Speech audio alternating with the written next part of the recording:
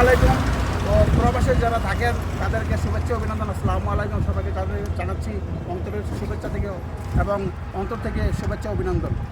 দর্শক, আমি যেমনটি দেখাচ্ছি, আপনারা যেমনটি দেখতে পাচ্ছেন, আমি বলবো না, আপনারা ধরে নেবেন আমি কোন জায়গায় আছি।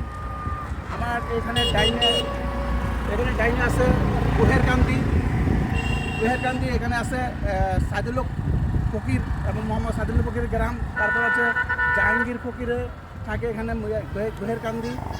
গ্রামে আছে তুর্কি সাবেক চেয়ারম্যান মোহাম্মদ আব্দুল হাকিম মিজি সাহেব এবং আছে মুন্সিরহাট সভাপতি মোহাম্মদ সাহেব আলী মিজি। তারপর জাহাঙ্গীর মিজি বীর শিল্পপতি সমাজসেবক। সামনে আছে বিটি হুকলাকান্দি সাবেক চেয়ারম্যান আখতারুজ্জামান জীবন। তারপর আছে সামনে হুকলাকান্দি মরহুম আব্দুল শেরজলক চেয়ারম্যান।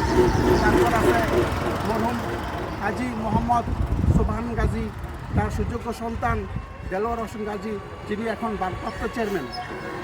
আমি আপনাদের কমেন্টে বলবেন আমি কোন জায়গায় আছি। আমি এখন বিদেশেও না, ঢাকা সিটিও না। ঢাকা সিটিও না। আপনাদের বলতে হবে কমেন্টে আমি কোন জায়গায় আছি। দেখুন,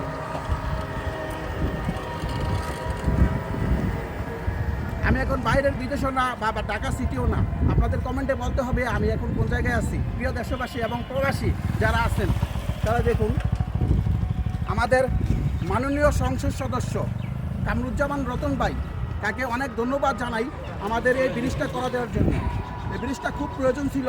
সামনে একটা কোলেস্টন আছে, এখানে শত শত হাজারে মন আলু নেওয়া আনা হয়।